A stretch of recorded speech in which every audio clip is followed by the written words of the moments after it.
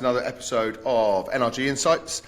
This is where we speak to people across the market just to get their views on the market and obviously any tips or suggestions or parts of their business that we might find interesting. So today I've got Phil Leivesley from Monica Bradley Associates. Thank you for joining me, Phil. Pleasure to be on. Thank you for having me. No problem at all. So let's start with tell me about your journey, how you got to the position you are now at Monica Bradley. Gosh, so I started in this industry in 2006, December 2006. So it's my you don't look old enough. You were just talking about your sweet hair regime. I can't believe you've been around that long. You've been around longer than me. I've got a big birthday coming up next year, Marcus. Yeah, we don't like 50? to talk about You're that. 50. So yeah, it started in December 2006. Like a lot of people, kind of fell into the industry. Didn't really know what I wanted to do. Graduated from university with a history degree. Great use of time money that was. Yeah, precisely. And I was doing a bit of a part-time job, and somebody flippantly said, I used to be a mortgage broker and I earn lots of money, and I'd love to say it was more deep than that, but quite literally that is what made me explore it. I want to earn money, so I will do that. That's a good. Do you know what? Precisely, yeah. No one was at school wishing they were a mortgage broker, so I get it. No one comes on and says it was my deepest dream from the age that I was 6. So we all fall into it, right? Exactly. I mean, my dad was an IFA. I didn't quite follow. I think that was a bit too complicated for me, so I took the more simple. It's like an IFA with a head bashed in. Yeah. So I joined the firm. In fact, you had Stephen Hand on previously this year, who I only learnt from listening to that episode that we were at the same firm, not at the same time, but I joined the firm. I won't name them; they're no longer in business anyway, but. They operated in the kind of northwest of England in I was going to say, so all still of the major north. Cities.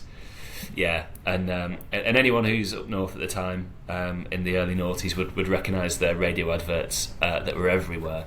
Can you sing them? And I'm not going to do that. No. I'm quite scared of the CEO. I think I don't know if he's still kicking around, but yes, I won't mention him.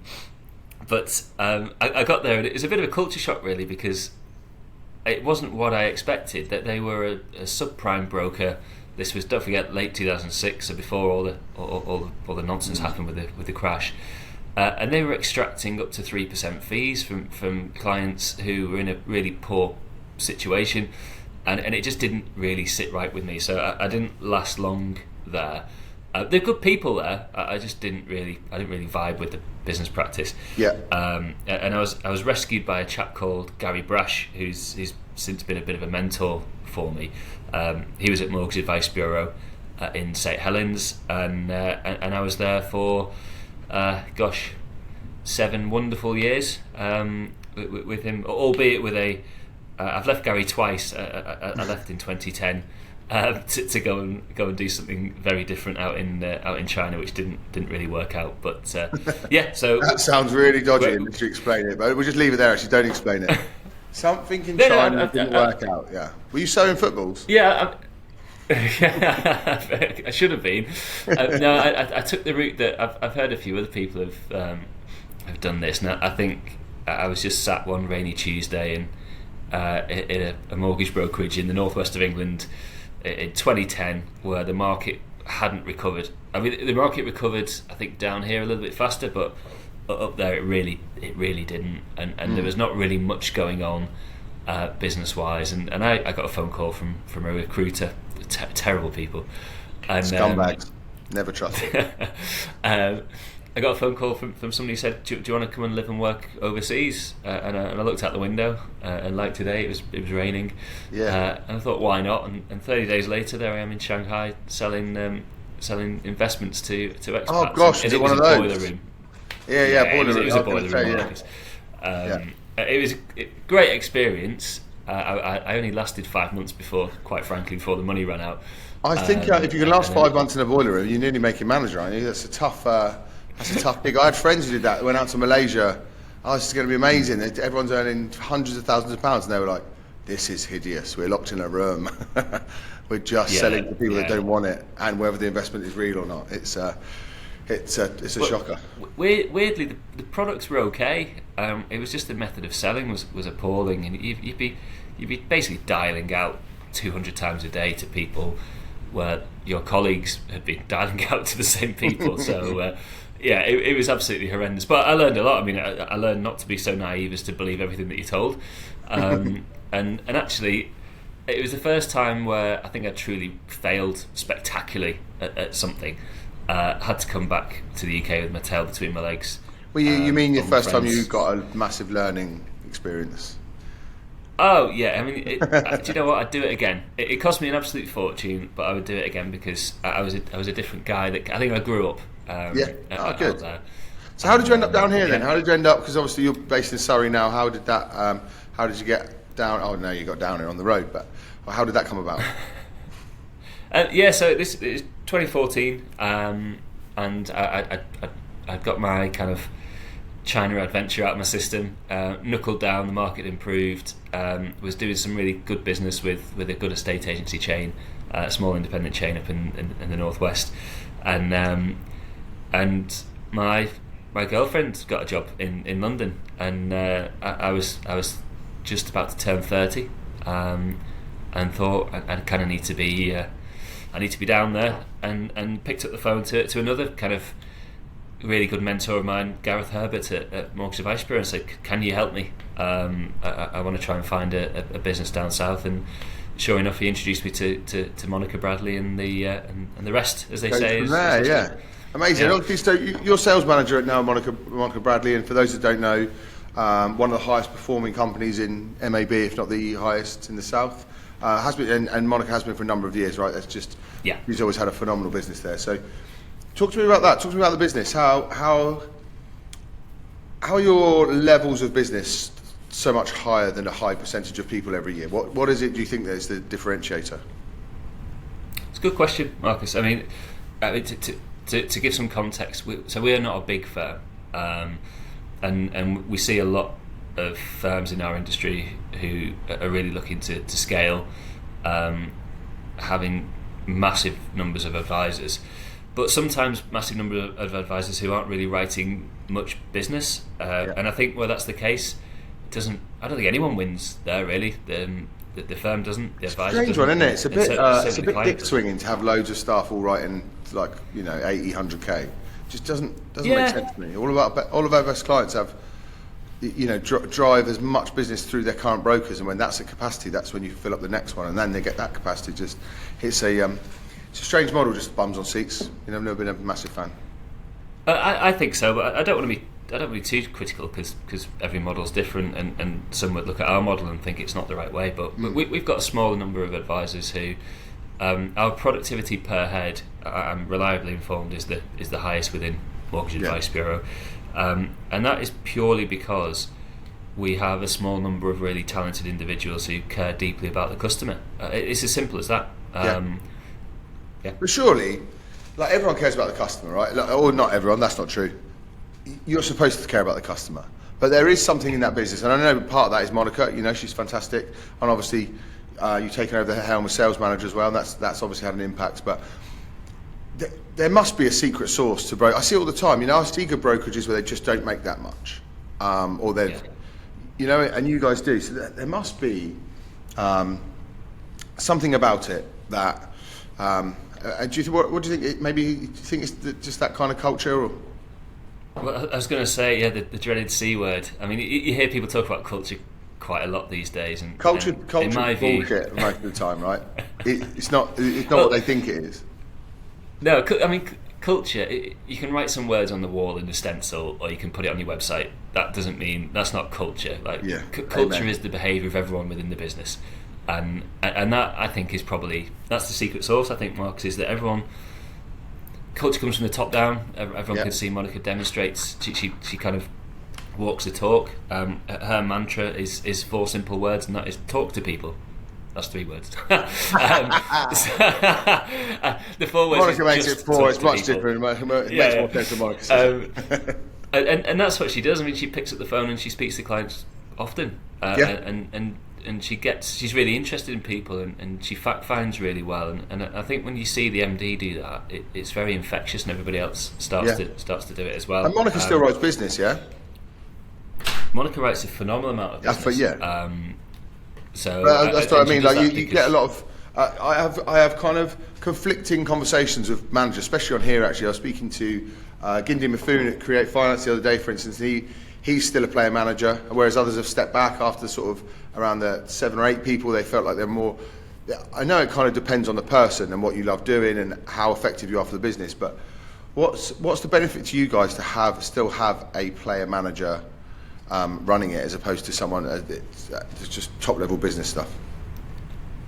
I think it's the passion for the job. I mean, the reason Monica still writes business is for no other reason than she really enjoys it. It's what she's always done. She's been great at it for a long period of time, and success leaves clues, right? I mean, and that's why we all try and follow the way that she works. I guess the reason I'm here in the role that I do is that there's a lot of stuff that Monica, I think, finds quite dull, and given that I'm quite dull, I think it's a perfect fit.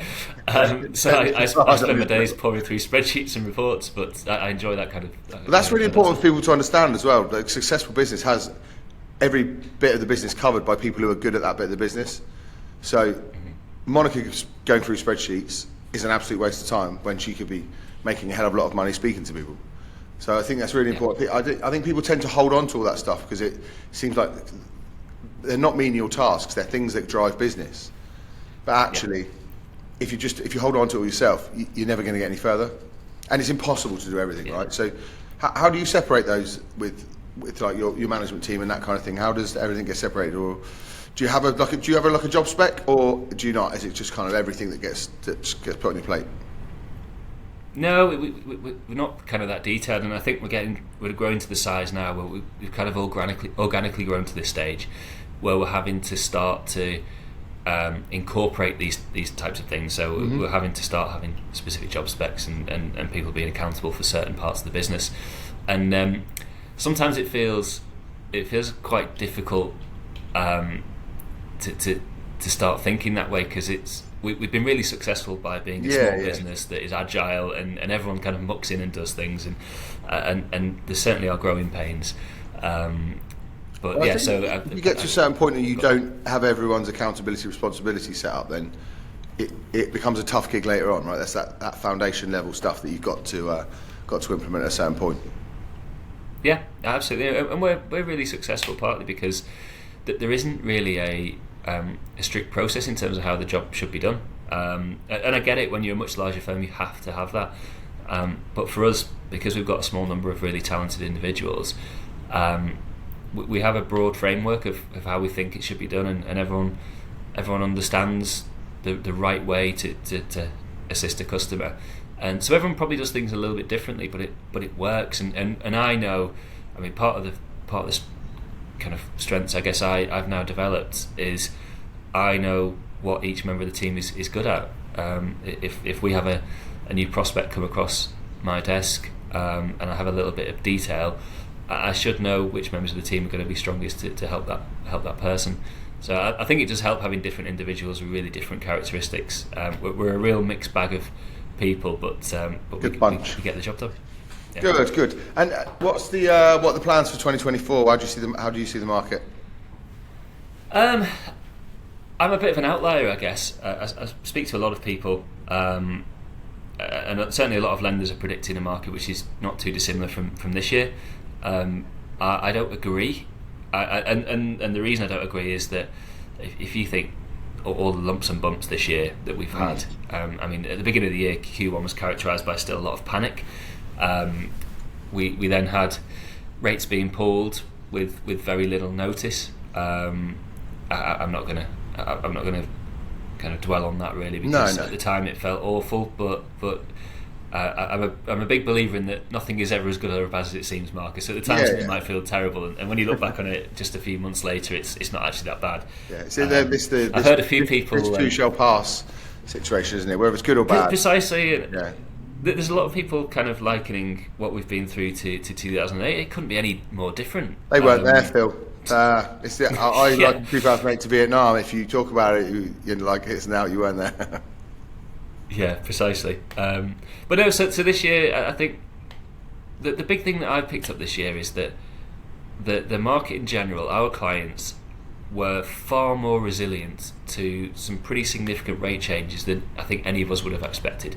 And you have I still deal with clients, albeit a small number these days, but you pick up the phone and somebody's due to refinance, and they're coming off a rate of 1.2%, and you're sat there and your sourcing system is telling you it's going to be in excess of 5%, and you think there's going to be screaming, there's going to be tears, this isn't going to be good, and the overwhelming response has been, I was expecting worse, and actually this isn't as bad as I thought. And it is good. And so I think people in general have been super resilient. So next year, we're going into next year where we've finally got a little bit of calmness in the market. Fixed rates obviously have been trickling down very slightly over the last couple of months. At some stage that's going to have to stop. I'm not a believer, and look, I'll be wrong on this probably, and I'm quite happy to be reminded of it, but I'm not a believer that we'll see base rate come down. It's in the second half of next year, as many people are thinking. Did you not agree with the Savills economist then that we were discussing at the MAB conference that had it down to 2.75 by the end of the year? I don't know what shareholders he was trying to please with that, but it's going to move a little bit, right? Not a lot.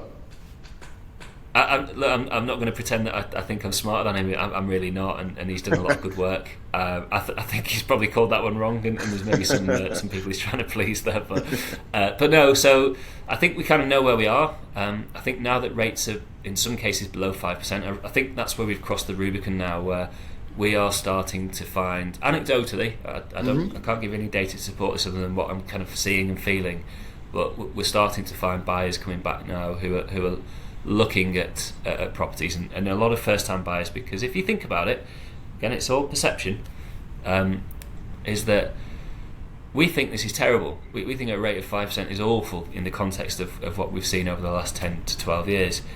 But if you're a first-time buyer who's in renting at the moment, and your mortgage is all less, that you've seen is your rent has gone up and up and up, then why not take control of your situation, and at least you can secure your payment for a period of time. So I think we'll see a little bit more purchase activity next year.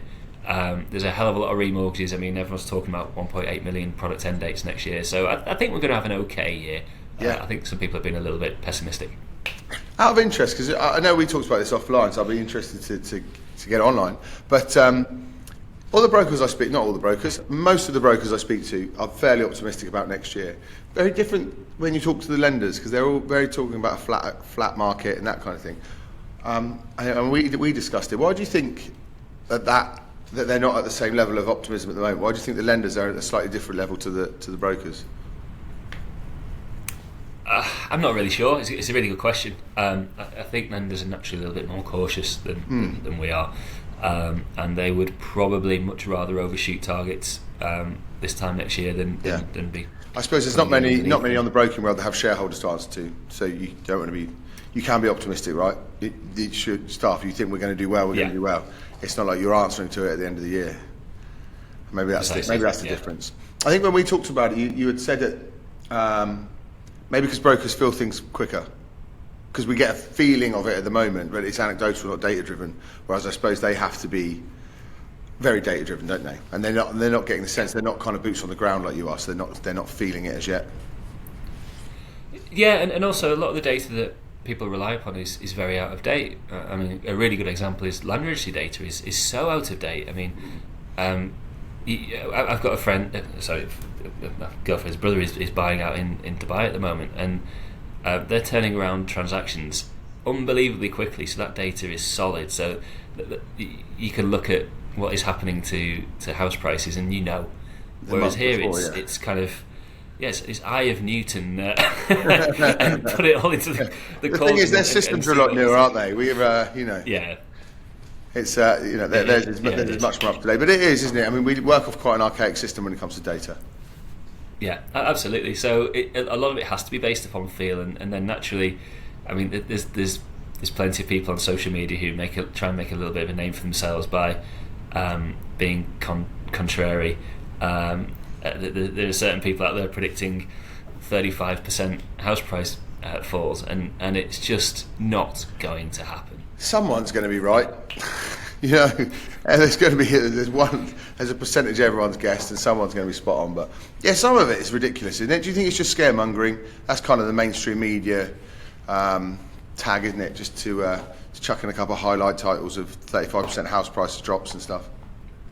To be honest, it's not come from the media really. It's come from certain individuals. I think one thing that I've done this year is I've stopped looking at social media. Right. Mm-hmm.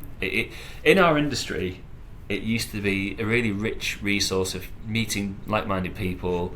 A lot of people I speak to regularly who are kind of movers and shakers in this industry were around on the likes of Twitter in from 2010 onwards, and I've met some really great people who, I mean, quite frankly, the reason I'm here is that I lean on people and I ask them questions and I learn a lot, and there's a whole host of people who, without them really knowing it, have mentored me over the last decade or so, and I'm super grateful to them all, and in the main I met them by being on social media and turning up to events, whether I was invited or not. How important has that been for your career, interestingly, if there are brokers listening to this that don't feel like they can ask questions to other people? Because I'm the same as you, right? I've built a business on asking questions. I have no problem with it whatsoever, and I have no problem with someone asking me. I just think that's the nature of being human. It's the nature of growing something. I don't know a lot, so I know there's loads of things I need to learn from someone. How did you go about it initially? Was it literally just asking someone a question, or because there are a lot of people that feel like it's quite insular, the market? I guess just reaching out to people and asking, being interested. I'm a firm believer that you can go into any conversation, being able to learn something from that person, doesn't matter who they are. And when you've got people, I'll drop some names. I mean, there are people like I mentioned Gareth Herbert. He's been great for me in my career. Yeah. He will always answer the phone when I call him. There are people like Rob Jupp who I speak to occasionally. Good mate of mine, Greg Cunnington at LDM Finance. So a lot of people that I can just get in touch with and who'll act as a sounding board. Monica is certainly one. I mean, you need those, though, don't you? You need those around your career, because you can't just. There's always in a business. There's always going to be a staffing management structure situation. So there's only so much you can talk to each other about. But actually, having people on your level across the business, I think, is so important. It is, and it's a shame that it's changed now. I look at a lot of the good guys aren't really on social media anymore, because it's become. I mean, we can digress and talk about Twitter or X and what that has become now, but it's become a little bit arguing with each other. That's the bottom line. Essentially, it's not people helping each other. It's a bit of a what measuring contest. There's a lot of hate on there. I can't believe we're on there for the business, right? So I'm not on there personally. And I don't know what I must have clicked on to get like the algorithm thinking I just assume I want to like hate everyone and hate life itself. Because every time I turn it on, it's just continual hate stuff. I'm like to think of myself as a relatively positive person. So all of my other stuff is connected to that. So it's really strange that X has that, just pumping out toxic news in there all the time. Yeah, I think it's just because you look like a rough bloke, Marcus. That's probably. I think that's what it is. They've looked at me and they've gone, "Oh, you want to see football hooligans because you look like one." Can I? You said about Gareth Herbert. I think this is important, like people skills wise. We were at an awards do recently, and I had done a deal for someone that I didn't even know he knew about, and he just popped over my table and said, "Well done on that thing you did for us the other day." And I didn't even know he knew. But I just think it shows a level of class that you're aware of everything around you. When you're at that level and you're still happy to help or happy to acknowledge that someone's done something for you, I think that's really special in it. I think that speaks a lot about a person. Yeah, I mean, Gareth's superpower is that he. I told him this recently. Actually, I said I don't think he quite appreciates how much people appreciate it. He remembers the vast majority of people he's ever met. So. To me, as you would think from all the rugby knocks, he wasn't. I can barely remember my kid's name before the whack to the head I got. I don't know how he does it. But as a youngster in the industry, not really pulling up any trees, not really making a name for myself. I met him a couple of times, and for him then to not just remember me but take an interest in my career and then actively help me is incredible. I mean, he's a big part of the reason why I'm sat here having this conversation with you, Marcus. So yeah, it's a talent.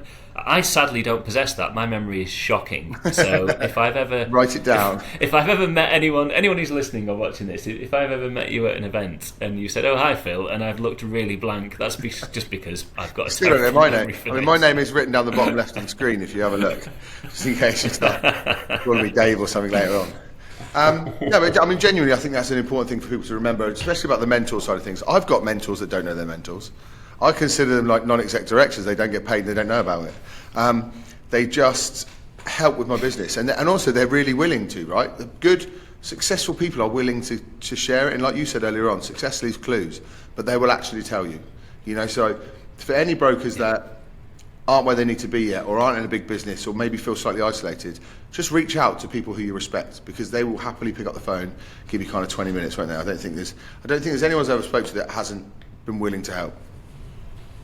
Yeah, I mean, 99% of people in this industry, there's a really good bunch of people in this industry, and in it for the right reasons. I mean, nobody probably epitomises it more than Monty, who's at Amy, and MD of Corico. I mean, he's kind of the face of our industry in many ways, but he's also really helpful. And I mean, speaking of Amy, the Association of Mortgage Intermediaries, they've got a great scheme at the minute. Go to the website, Working in Mortgages, and if you're looking for mentorship, you can find it. That there are plenty of people on there who are willing to be a mentor for somebody who's probably new or inexperienced in the industry, or maybe not. Maybe someone's been in it for a long time but wants to develop those relationships. That's really interesting. But it's really good kind of thing they put together. And they align you with people who they think will be relevant to what you need. Exactly, and it's obviously a really good system because no one's reached out to me yet, Marcus, to ask me to be their mentor. You put your name on there about 10 times. They go, no, nothing yet, Phil. Any interest? No, nothing yet. Still waiting for that guy. You are very disparaging of yourself. You've done a lot in a relatively short career, and I know we always joke about it, but again, like I said this to you before offline, that you're a sales manager for one of the top firms in a network where they make a lot of money. That's something to be proud of. But you have a lovely, endearing personality trait that you always sort of slate yourself. But you shouldn't. But I take praise. I don't really like it. So I'd much rather someone criticise me. I think if anyone gives me any praise, I find a way to take the piss out of it. I don't know any other way. I don't know who is comfortable with going, "Thank you. I'll take that on with gratitude." That's what you're supposed to say. You cannot do it. Yeah. Well, look, I do. I appreciate it, Marcus. Thank you. So let's talk about this, because obviously Monica Bradley Associates has been around for a long time, right? So you've built a business in a different era when it comes to social media and that kind of thing. But obviously you appreciate that's an important part of business now. How easy was it to change? Because it's easy when your business is born into social media. When your business was sort of born out of referral and word of mouth and driving business and other forms of advertising, how easy was it to pivot into social media, and has everyone kind of embraced it? To answer your question in brief is not easy and no. It's really got a bit longer difficult. than that, mate. It's a podcast. It's got to be. I see plenty of other firms who do a really, really great job of it, and I think we're still learning a lot. And there's an awful lot to learn. I mean, for us, most of our business still does come via referrals, which is, I mean, there's no better compliment in the work that we do, right? Is that clients who've dealt with us time and time again feel happy to refer their friends and family on, and we don't take that lightly. We're so appreciative of it, and we're so fortunate that is the case, because that's the lifeblood of our business. And in addition to that, we work with some really great introducers, and we started working with a couple of new introducers now who big things, just I think share our passion for the client, but in different ways. But one's an estate agent and another deals with landlords. So yeah, the social media stuff is difficult. It's really hard to get people to follow the business and actually get eyeballs on the content that you're posting out. So it's got to be regular. It's got to be consistent. I'm saying this as somebody that doesn't really post that Doesn't much, do actually, it. but we've I got think, you know what, fantastic- regular and consistent is more important than the quality. I know that might be controversial. I know you've got to put out good marketing. But actually, what you have got to be is in front of people all the time when they need you. I think people kind of dwell on like doing a really great marketing piece, and then 10 people see it. It's a bloody waste. You're better off getting out in front of them, 20 times, and maybe less on the being concerned about that one perfect bit of marketing. Yeah, exactly. And we've got a really good marketing manager who deals with this. So I'm basically stealing all of her buzzwords here. I'm not the man to answer this question, but no, I mean, I think it's really important that you don't go out there looking for the sale. There's so many examples of people who do this really well, where there's good quality content out there where people can learn something. And I'm pointing at me, but you're refusing to look at me. I'm pointing at me, saying me. You are refusing to acknowledge it, so I'll say me. No, value adding, right? Yeah, exactly. And you guys, honestly, you do a really great job of it. Actually, that's what you need to do. It seems counterintuitive that you're trying to sell yourself by not selling yourself, but we always have that joke about it. I don't know if you do the same mortgages. We say that if we can get through a whole thing without talking about recruitment, we're pretty much guaranteed we're going to get a client, even though we haven't talked about it, because we've got to talk about them, right? Their problems, what they're facing, and it's much the same as in mortgages, recruitment, any sales job.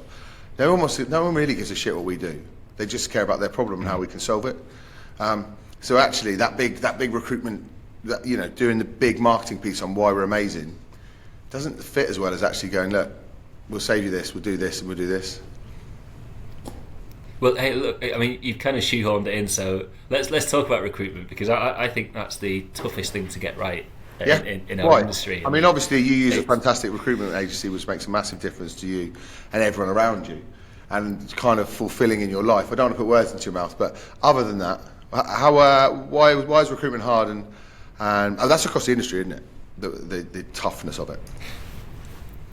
Yeah, it is. I mean, it's so hard because you don't really know what you're going to get until you've had that person working with you for a period of a few months. And we've taken on. I mean, we've not always got it right, and we've taken on some people who've had all the potential, had all the talent, look good on paper, and it's just not happened. And I feel like you are stewing in me to pitch about my behavioural testing technology, but I know it's not about me, so I'll let you carry on. But there is a way of dealing with this. Go on, carry on. So. Well. I mean, the thing is, we've now kind of, I guess, adjusted our strategy. So I mean, please do talk about it, because I think now we need to recruit based upon behaviour. I mean, we do this right. So we do this. We try and bring some young people into the industry. Initially as power planners, supporting some of our top advisors. Who, I mean, what a platform, what a launch pad into the industry. I didn't have this. I was just given essentially a laptop and a phone and said off you go, knowing nothing. And we bring some people in who get to shadow genuinely some of the best advisors doing the job in the country right now. Which that should happen as well, right? If you're great at your job, you should be being shadowed, because great brokers only become great from following great brokers. I think it's so important that you've kind of but there we embrace that. We don't recruit. I mean, we don't really ask for a CV there, because I mean, we're, like I say, we're looking at young people really who, some of them aren't going to look that great on paper. It's more about attitude and work ethic, and actually it's very hard for people to demonstrate that to you within a short space of time. And this now is your launch pad, Marcus. And genuinely, if anyone's listening, this was not pre-planned, so I could pitch this. But I mean, I don't never make secrets about who my clients are and stuff, and you guys are. And we're introducing this year, and it's been phenomenal. We started it, but so it's behavioural testing, right, before, because we were looking at how we can separate ourselves from everyone else. And the one issue we have is that everyone hires on experience yet sacks on behaviours. So we want to kind of flip the switch on that. And I know Rob Jupp, actually, I had a podcast with Rob, and he was talking about it, and it opened my eyes up to behavioural testing, although they do it, funnily enough, after they've employed someone. So we were saying, okay, what if we do it off our own backs, and obviously we pay for that, but it's part of the process now that we would do that for people, so it comes up. So instead of getting just a CV, you know how someone's driven, and you know how they're motivated, and you know what personality traits they have, and you know how they want to be managed. So the point of that is obviously to retain staff, right? Because recruitment is recruitment, but there's 240,000 recruitment companies. How are you going to separate yourself? And the only way is if we can kind of get pretty near as damn it to guaranteeing that when you get someone in, they're the same behaviours that you want to be successful in that business. Obviously, there's variables outside of that, but actual behaviours I think is so important, and I think everyone will be doing it. I was looking at Robert Smith, Vista Equity Partners, got like 97,000 employees or something. He doesn't even look at CVs. He works on behaviours, and their retention rate and that kind of thing is phenomenal. And how it hasn't been picked up by everyone going, oh, maybe we should do that, because we're still a kind of a CV sifting type business.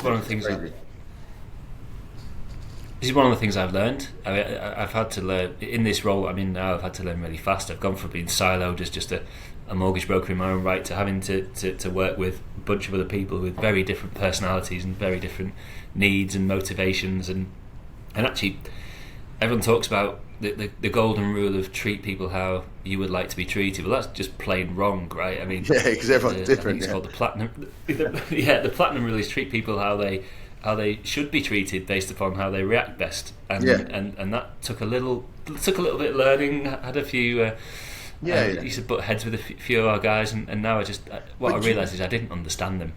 Yeah, that's the thing, and I'm going to get this over to you as soon as we finish, because I think it's really interesting.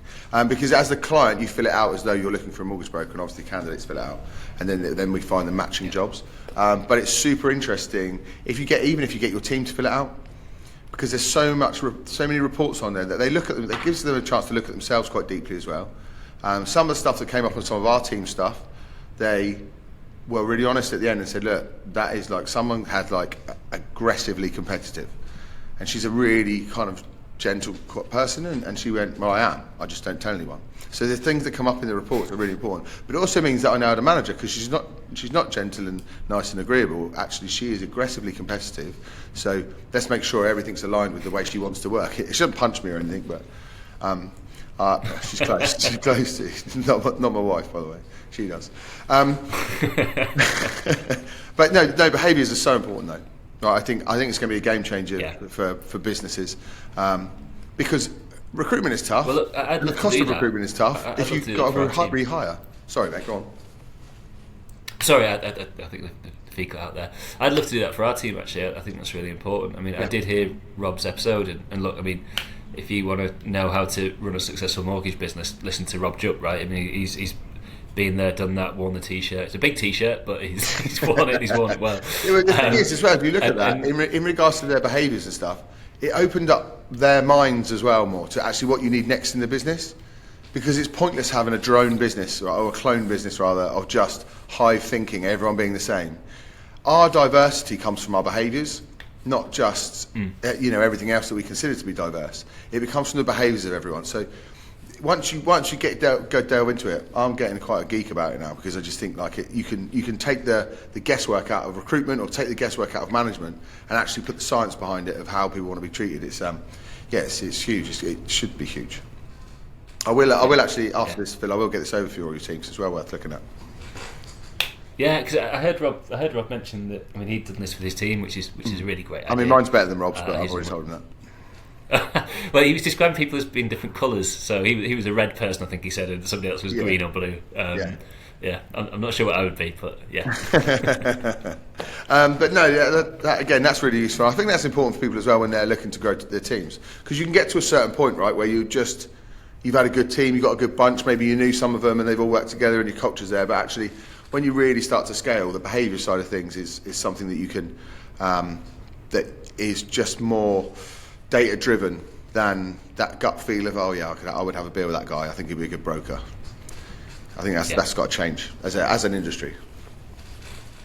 Yeah, exactly. And look, I mean, going back to the whole culture piece, I mean, I'm a big sports fan, and I'm really fortunate enough to call some ex-professional sports people kind of clients and friends, and the way that they operate is something that in business we could learn a lot from, and that you've got these really high performing groups of people, and in a changing room, if you're an elite sports team, and one individual is not behaving in the way that everyone else agrees that they should do, that there is a culture that allows everybody. It's a self-policing culture. The team members will kind of slap each other down and say, look, this is not how we do things, and we're not. I'm not saying that's what we're like. It's something. It's a goal of ours, and one thing that I've always wanted to do and haven't done is to ask a bunch of elite sports teams, can I just come in and observe them for a day and see what happens there? Because I think there's an awful lot that we can learn from that and have a self-policing culture. Because if we all agree, as long as the self-policing culture is all agreed, right? You agree. You agree. This is how we behave. So we've done it. We've done it in the office. So we all got together at the beginning of last year, and we wrote above the line and below the line behaviours. So we're all absolutely clear that this is how we act all the time. And it's really, some of it's really obvious. Like, we all have to give a shit about our customers. You can't do something for you. It has to be guided by them, and it can't be money driven. The money is a result of doing good things. But below the line stuff, I don't care if you are like the lowest admin in the business or an MD of a business. If you're doing below the line behaviours, anyone in that business can go, that's not right. And you have to suck it up, because you all agreed it. We wrote it down. We've got it on. We haven't got it on the wall. We're not that cultured yet. But we're not that cool. But if everyone signs off on it, then you're right. But also it does become a little bit more data-driven decisions, because you go, you haven't done this, and we said we would, or that the way you're acting isn't how we said we'd act, and you've agreed to it. So it's not just like I don't think that person's really up to scratch. It's like a contract, the behavioural contract as to how you should act as a business. Yeah, I totally agree, and I think when you're setting something up like that, it has to be very specific. So you can't necessarily say, kind of, be on time for meetings. You have to say, be in the room 2 minutes before a meeting's set to start. I mean, that's you've got to be really specific in what you set out. We have an interesting one with timings, because I find it very disrespectful if someone's late, but that's because I'm always on time. So then I realised that they're not being... You're a minute late for this, by the way, Marcus, but, Oh, it's back. I had a problem with the battery and the light. I told you the light and the sun came in. But I apologise for that, Phil. I think it was bang on, but I'm not one to be over a minute. But it does bother me, and I think... but what I learned is that it doesn't bother other people if you're late, and then they're late. They're late people, right? My wife is a prime example, but she never thinks she's late. So, but she's not doing it out of disrespect. So we have, one of ours is respect other people's time. So if you know what I mean, like you're aware that it annoys me, so be punctual. It's not just be a bit early, because some people are late people, right? Some people leave everything to the last minute. But just understanding the person you're going to see, if they're going to take offence to it, I mean, like late to a customer thing is a no-no anyway. But it's more of a respect for the other person as opposed to how you feel about it, because they'll be like, I'm 5 minutes late, what does it matter? But just be aware, Yeah. It's much on the same time that no one else is trying to be mean because they're late. They just don't get it like you do. Or no one else is trying to take the piss out of you. Exactly. They just don't get it like you do. So you have to get out of your own head about everyone should have the same view on it as me. Even though everyone should have the same view on it as me. Cool, so that's really, really useful. So if you're speaking to some brokers now who are just kind of coming into the market, obviously maybe not working somewhere as successful as Monica Bradley, or looking to maybe become that type of person, I always ask everyone this nearing the end, what kind of tip can you give someone to kind of take away today that will help them in their career when it comes to advancing it? Gosh, you do ask this every time, and so you'd think I'd be prepared for it. I don't know. I just think there's nothing really groundbreaking I can give you. There's no silver bullet.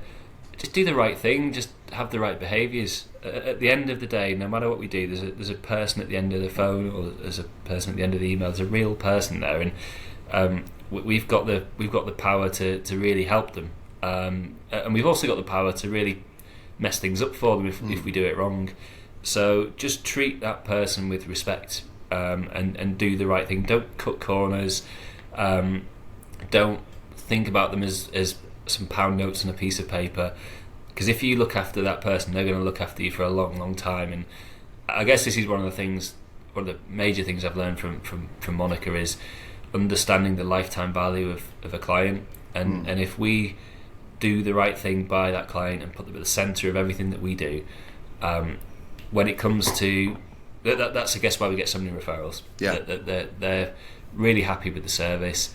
They feel like they're important because they are, and therefore they not only do they come back to us again, but they will also refer a lot of people to us. So just keep on doing the right thing. And look, I mean, this industry can be really tough at times. It's not like anything else that I've ever really encountered from anyone that I know doing. I mean, it's a real roller coaster of emotions from one day to the next. We're financial advisors, we are counsellors. We've got to phone up sometimes with some terrible news to people. We get to break great news to people, and it's a tough old job. I've got a few sayings, right, and there's a lot of philisms out there, and one of them is that some days you're the pigeon, and some days you're the statue, and it's just how it is, right? and don't get too down on yourself when you have a terrible day. Sometimes it's fine just to close the laptop at 4:00 and go and do something else because it's just not happening for you. And then other days you'll have a great day. So nothing is ever as good or as bad as it seems. It might seem it at the time, but when you zoom out, everything's going to be okay if you just stick to those little behaviours that ultimately will see you right in the long run. Lovely. Good. That's a really nice way to end it. Thank you very much, Phil. I appreciate that. And thank you everyone watching on YouTube, listening on Spotify. I really appreciate your time, genuinely. I think there's some really good stuff there, especially in regards to kind of behaviours and mentorship and that kind of thing. I think it's a lot that people